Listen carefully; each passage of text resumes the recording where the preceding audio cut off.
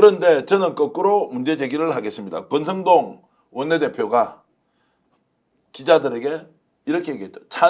탄핵 찬성하려면 자 3분의 2가 맞다라고 억지 주장을 하니까 야 이거 논란되면 한덕수 물러나지 않으면 이제 큰일인데 라는데 혹시 민주당이 너무나 큰 부담을 가지고 있는 것 아니냐? 권성동 원내대표 어떤 이야기 하는지 직접 들어보시겠습니다. 입법조사처장은 제1당국입니다. 그래서 민주당이 사실상 임명한 기관장이기 때문에 민주당의 뜻에 맞춰서 그런 의견을 냈을 것이고요.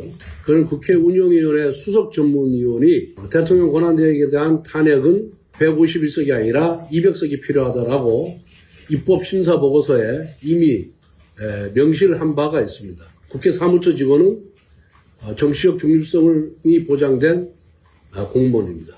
그걸 국회 입법조사처장과는 전혀 그 지위가 다르다는 것을 말씀드립니다.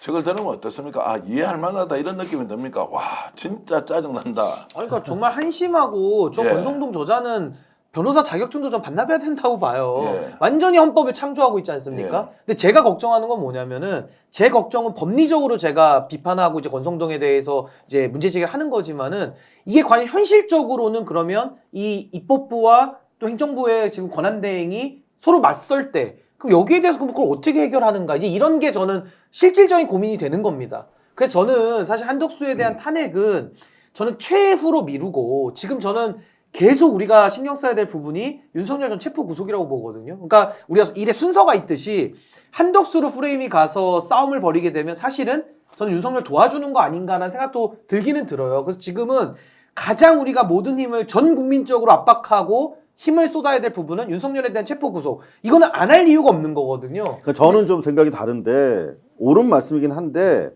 기본적으로 지금 공수처나 경찰의 시간표는 특검이랑 연동돼 있지 않습니까? 그러니까 특검이 제 시간에 출발하지 않으면 결국 공수처 수사가 만날 수가 없게 되고 검찰로 돌아가는 상황에서 기본적으로 25일 10시까지 잡은 것도 민주당이랑 어느 정도 그 공조 차원의 눈치 보기의 결과라고 생각이 되는데 사실 문제는 특검이 먼저 출발을 해줘야 되는 것이죠. 이를테면 지금 저게 뭐 평상시 같으면은 무슨 뭐 이게 논의가 될 수 있어. 3분의 2인지 2분의 1인지 국회에서 뭐 공방하고 또 조중동에서는 그걸로 기사를 쓰겠지만 저거는 저들이 원하는 거죠. 법리 공방과 무슨 뭐 절차법에 대한 토론으로 국면을 전환하고 싶은 것이고 우리는 당장 내란이 종결되지 않은 상태에서 오늘도 국방위에서 보면은 당장 지금 HID가 무슨 뭐 한 30명이 40명이 아직도 행적이 오리무중이고 걔들이 무슨 뭐 폭탄 가지고 있는데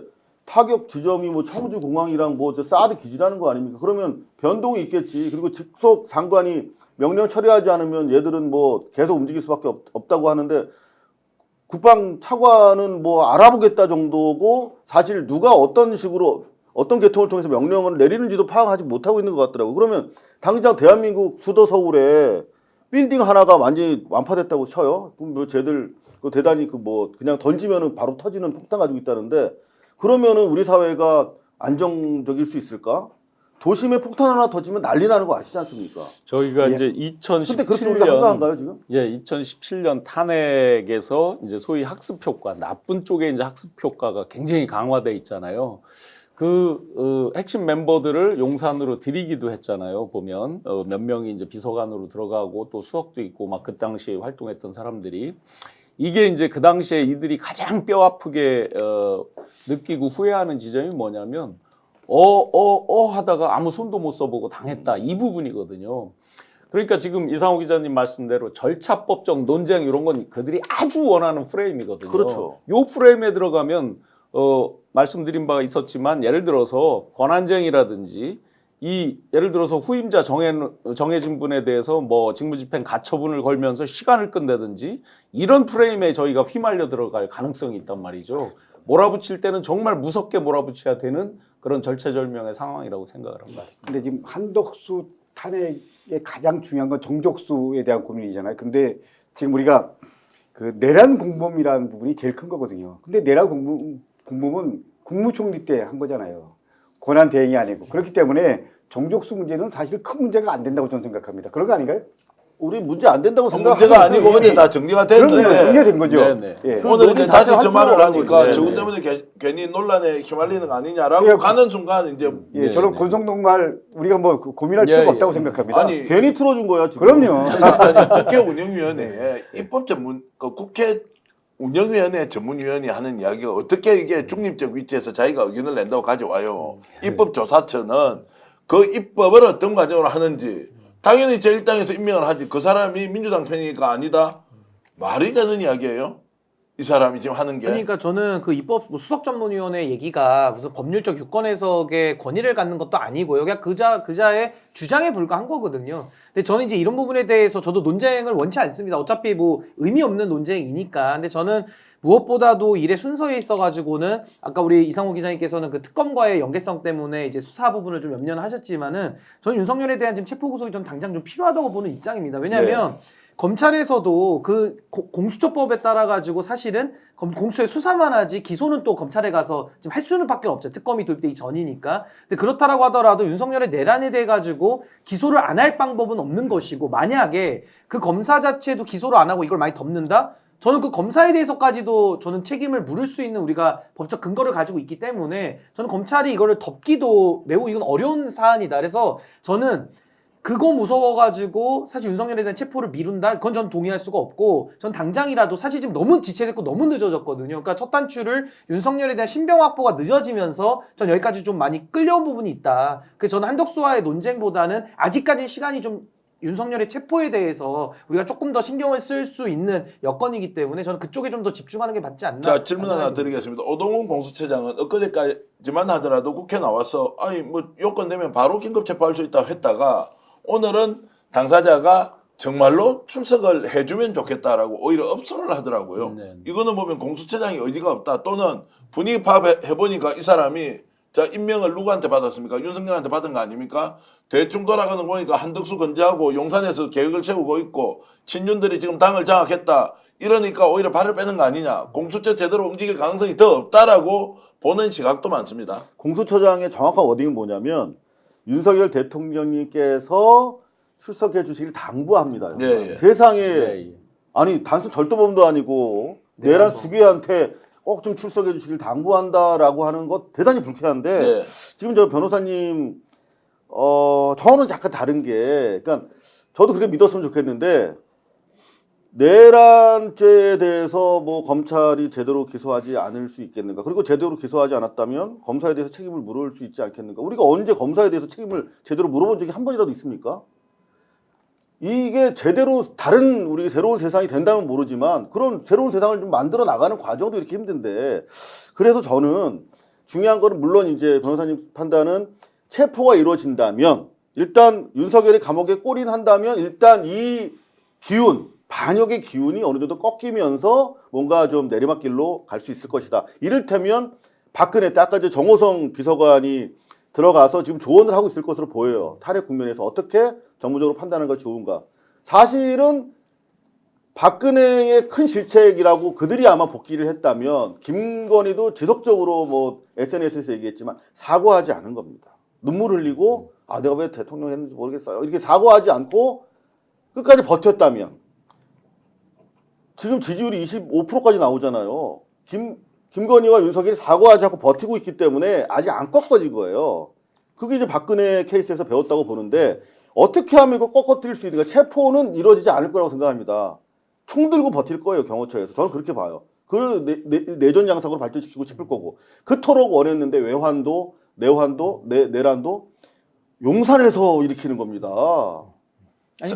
그래서 저는 예, 예. 꺾어지는 포인트는 특검이 통과돼야 비로소 꺾어질 거다. 네. 아니 그래서 저는 어쨌든 간에 지금 한덕수와의 대립각으로 가는 모양은 저는 조금은 이건 좀 프레임 자체가 좀 말릴 수가 있기 네, 때문에 예. 좀 걱정돼서 저는 그 말씀 드리는 네. 거고 저도 지금 공수처장에 대해서 불만들이 국민들이 너무 많으실걸요? 그럼 그랬을 때는 공수처장에 대해 가지고 또 탄핵을 하면 그럼 별로 이렇게 부담이 없을 거예요 사실은. 공수처장이 맡겨진 책임을 다하지 않고 지금도 윤석열 체포에 대해서 계속 민기적 거리고 있는 거 아닙니까? 그래서 저는 이것을 지금 한덕수와의 그런 권한 논쟁으로 가는 것보다는 아직까지는 윤석열에 대한 신병 확보를 위한 모든 가용 가능한 수단을 다 쓰는 게 더 맞지 않을까라는 생각이 좀 듭니다. 근데 이 두 개가 연계된 게 아니고 그 분리된 거기 때문에 동시에 함께 뭐 동시에 고민해야 할 수도 된다는 있죠. 거예요. 아 그게 좋죠. 저는 그렇게 가야 된다고 생각합니다. 네. 예. 근데 오늘 지금 민주당의 스탠스가 엉키면서 동시에 갈 수 있겠나라고 하는 의구점이 생겨서 저희가 지금 얘기를 하고 있는 거예요. 그러니까 우선순위는 무엇이 되든지 간에 우리가 결정하는 게 아니니까 수사기관이 결정하고 국회에서 밀어붙이고 한다. 또 국회의장도 굉장히 중요하지 않습니까? 한덕수의 판단도 중요하죠.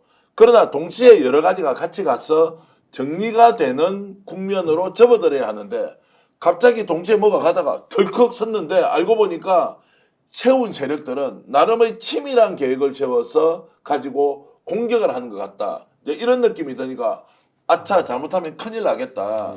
제가 좀 민주당의 그 몇몇 의원들이랑 얘기를 예. 해봤는데 오늘 취재를 하셨다는 예. 거죠. 예. 최상목 그 부총리에 대한 아마 판단이 좀 안 서는 것 같아요. 네. 최상목이 왔을 때 과연 만만하게 소극적인 대응을 할 것인지 아니면은 전혀 예상 못했던 한덕수처럼 적극적으로 무슨 뭐 대통령질을 할 것인지에 대한 판단이 모호하죠. 이 사람이 뭐 보여준 레코드가 없으니까. 근데 중요한 거는 변호사님도 아시겠지만 헌법 규정에 특검 같은 경우에 그 15일, 31일까지 제의를 하지 않을 경우에 자동적으로 공포되는 효과가 있지 않습니까? 네.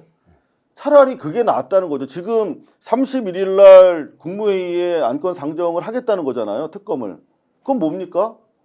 통과시키려면 그 전에 통과시켰죠. 거부하겠다는 명백한 의사라고 보여집니다. 네. 그렇다면 지금 31일까지 기다려줄 것이 아니라 하루라도 내일이라도 제의 요구해서 만약에 안 되면 어떡할 거예요? 김건희 될 것 같습니까? 지난번에도 안 됐잖아요. 갑자기 더 나아졌나요? 지난 열흘 전보다? 불리해졌잖아요. 그러면 빨리 한덕수를 날리는 것이 최상목한테 선택의 폭을 좁히는 오히려 공격적인 결과가 될 것이다. 따라서 지금 최상목에 대한 뭐 성향 검사 분석하고 뭐 이렇게 청문하고 있더라고 아직까지도. 근데 넘기는 게 맞습니다. 제가 판단했을 때는. 오늘 이제 최상목 부총리 그 행보를 보면 그 약자들 이제 그 방문하고 이런 이제 민생 행보를 했거든요. 그러면서 일각에서 이제 벌써 권한 대행 또 대행의 행보를 한다 이렇게 자기 이제 정치하는 거죠. 예, 나오고 있는데 지금 이상호 기자님 말씀대로 제일 우려되는 게 한 가지 있어요. 대행에 대행을 했는데 또 시간을 끌다가 만약에 뒤에 가서 또 지금과 비슷하게 되면 우리는 똑같은 걸 또 반복을 해야 된단 말이에요. 사실상 그때 가서 지금 이런 패턴의 것을 그러면 또 바꾸고 한다는 게 너무나 황당해지죠. 그래서 지금 몰아붙일 때는 정말 강력하게 몰아붙여야 된다는 게 이제 그런 부분에서 계속 반복이 될 우려가 있기 때문에 실제로 최상목 장관에 대한 뭐 시뮬레이션을 해봤죠. 그러니까 공식적으로 해본 건 아니고 비공식적으로. 근데 기재부 차관 출신이잖아요. 기재부 관료 출신입니다. 정통 관료입니다. 근데 차관으로 끝났습니다. 그 다음에 이 사람이 차관으로 끝나면 통상적으로 예를 들면 정부 부처의 그 산하기관장으로 가거나 아니면 뭐 또 장관으로 가거나 이러죠. 근데 이 사람은 그야말로 농협대학 교수로 갔습니다. 한직 중에 한직으로 간 거예요. 이 사람은 비교적 인정받는 관료였습니다. 그런데 사실 윤석열 후보가 선대위에 끌고 오면서 잘 아실 거 아닙니까? 네, 같이, 경제정책 예. 총괄하고 뭐 이러면서 되면서 경제수석으로 들어갔잖아요. 그래서 장관까지 됐잖아요. 그렇기 때문에 두 가지입니다. 하나는 윤석열이 장관을 만들어준 사람이다. 두 번째, 본인이 그야말로 한직으로 다 그냥 공직생활 정리하는가 싶더니 기회를 가진 거잖아요.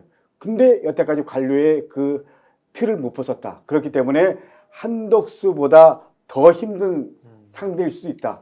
뭐 피하려다 뭐 만난 자, 그런데 이렇게 얘기하는 사람들도 있습니다. 그거는 아직 안 열어본 뚜껑이고. 네. 자, 아까 우리 교수님 말씀 맞다나 최상목 했는데 또 민그적거려. 근데 민그적거려도 어차피 31일 지나면 저쪽에서 거부권만 행사하지 않으면 돼요. 근데 바로 앞에 한덕수가 날아갔는데 바로 거부권 행사해? 그럴 가능성은 상당히 낮다고 생각하고, 그리고 또 이상한 행동을 보이면 또 날리면 돼요. 지금 국임당에서 민주당한테 니네 껄핏하면 탄핵한다고 탄핵당이라고 한다고 하잖아요. 몇 번 했어요 여태까지 탄핵을? 24번? 25번. 25번 했다고 탄핵당이고 26번 했다고 더 탄핵당이 그런 거 아니잖아요. 어차피 25번을 하든 26번 하든 우리의 탄핵이 정당하다라고 하는 믿음만 있으면 26번, 27번도 해야 되는 것이죠. 그거를 국민들이 보고 계시잖아요. 탄핵할 만하다라고 다들 생각하잖아요. 여론조사 해도 75%가 국민들이 알아요. 국민을 믿고 아니면 또 날리고 오히려 저들이 두려워해야 될 문제지 우리가 두려워할 문제 절대 아니라고 생각합니다. 국민을 믿는 정치라면. 자, 지금 댓글로도 저희들이 뭔가 분란을 조장하는 게 아니고 오늘 민주당에서 탄핵을 밀어붙이고 자, 내일 모레라도 표결을 하자라고 하면 됐는데 26일까지 갑자기 탄핵을 유보하자고 하니까 댓글로도 이제 스픽스 안 본다, 나 구독 취소한다 이런 분도 계세요. 왜 민주당 편을 들지 않느냐? 민주당 노력하고 있다. 26일 날 현실적으로 표결하기 어려우니까 그때까지 기다려보자고 하는데 왜 이해하지 않느냐? 그런데 그 의견도 있는 반면에 왜 이런 데 쫓고 있느냐? 한덕수의 본질을 아직도 모르느냐? 윤석열하고 한패고 내란 세력인데 이거 제대로 가지 못하느냐? 라고 하는 이 의견까지 섞여 있기 때문에 저희들 구독 취소하는 게 중요한 것이 아니라 지금 이 엄중한 상황에서 민주당이 1.1핵도 빌미를 줘서는 되지 않는다. 국민들이 워낙 개강되어 있는 상태이기 때문에 어떤 식으로 설득 논리를 가지고 국민의 마음을 얻고 가야 하는데 그것이 아니다라는 부분을 여러분 지적하는 겁니다. 지금 아닌 것은 아니고요. 맞는 것은 맞는데 더 이상 이런 착오가 생겨서는 안 된다는 말씀 한 번 더 제가 강조를 좀 드리고요. 예, 근데 제가 21대 경험도 있고요. 지금 22대 한 6개월 지났잖아요. 6개월 지나면서 제가 나름 내린 결론은요. 21대 민주당과 22대 민주당과는 확실하게 다르다. 이 부분만큼 분명히 말씀드릴 수 있습니다. 적어도 예를 들면 싸울 때 제대로 싸웠고요. 그리고 함께 할 때 함께 했고 이 부분만큼은 제가 확실하게 말씀드릴 수 있습니다. 오늘 제가 의총 끝난 다음에 2시간 동안 어떤 일이 벌어졌는지 그리고 왜 이렇게 판단을 좀 다시 바꿨는지 이거는 정확하게 모르겠으나 이 부분에 대한 부분은 제가 보기엔 26일 입장 최종적으로 다시 한번 얘기할 때 배경 설명에 대해서 기자회견 통해서 할 겁니다. 그때까지 한번 기다려 주시고요. 그러니까 저도 당연히 탄핵을 해야 된다는 입장인데 네. 이제 민주당은 26일로 밀어놓은 거잖아요. 그러니까 26일까지도 태도 변화가 없으면 전 반드시 해야 된다고 봐요. 그럼요. 근데 예. 그 시간을 지금 벌었기 때문에 그거 가지고 지금 우리가 여기서 좀 논쟁을 했던 건데 저도 그 시간 동안에 많은 국민들께서 지금 부글부글 하신 것도 맞고 또 중간에서 또 지금 민주당에 대해 가지고도 조금은 좀 무리한 거 아니야? 라고 지금 주장하는 분도 계시긴 계시거든요. 그러니까 그런 분들까지도 조금 더 설득해서 한덕수 탄핵에 대한 필요성을 더 강조한다면 전 26일에는 반드시 탄핵이 이루어지고 그걸 통해서도 어쨌든 그쪽 흐름으로 가는 거니까. 그래서 저도 오늘 안 된 거에 대해서는 뭐 민주당 입장에서도 나름의 뭐 사정은 있지 않을까라고 미루어 짐작을 해보죠. 아니 강덕구 의원님 말씀 예. 들으니까 우리가 뭐 나쁜 사람 같아요. 왜냐하면 민주당이 21대와 22대가 다르다는 거 우리 시청자분들 지금 13,000분 예, 계시는데 12,900분은 아실 거예요. 네. 민주당이 달라졌어요. 예. 확실히 달라졌고 그래서 시민들이 함께했고 그래서 쿠데타를 막아낼 수 있었다고 다 생각을 합니다. 그런데 지금 우리는 한덕수를 왜 초장에 우리가 정리하지 못했을까라고 하는 아쉬움 네. 속에서 지금 이야기가 진행되는 것이고 그렇다면 우리가 10일 전에 못한 것이 아쉽다면 왜 오늘 할 일을 내일 모레 해야 되는지에 대해서 이해를 못하겠다는 것이죠. 설명이 제가 안 심정- 되고 있으니까. 예. 저는 심정적으로 우리 이상호 기자님 말씀 전적으로 공감하는데 오늘 의총에서 이재명 대표가 의총에서 발언하는 경우가 상당히 좀 빈도수가 줄어들었습니다. 네. 근데 오늘 오랜만에 이재명 대표가 나와서 발언을 했습니다. 그리고 이 부분에 대한 분명한 메시지가 있었습니다. 그럼에도 불구하고 이렇게 이틀 연기한 이유는 나름 뭔가가 있었을 거다. 그리고 26일 날 이 배경에 대한 설명도 있을 거다. 그렇기 때문에 저는 민주당에 대해서 뭐 잠시 실망한 우리 국민 여러분께 먼저 미안하다는 말씀 드리고요. 저도 정확한 내용에 대해서는 저도 이제 공식적으로 비공식적으로 들은 바는 없으나 어쨌거나 26일 날 이틀 남았잖아요. 저는 좀 민주당을 이렇게 바로 해야 됩니다. 기다려달라. 예. 스픽스는 말하는 언론입니다. 대세는 유튜브, 그중에서 스픽스. 좋아요, 댓글, 구독, 알림 설정. 여러분이 저희를 사랑해 주시고 우리가 여러분을 사랑하는 4가지 방법입니다.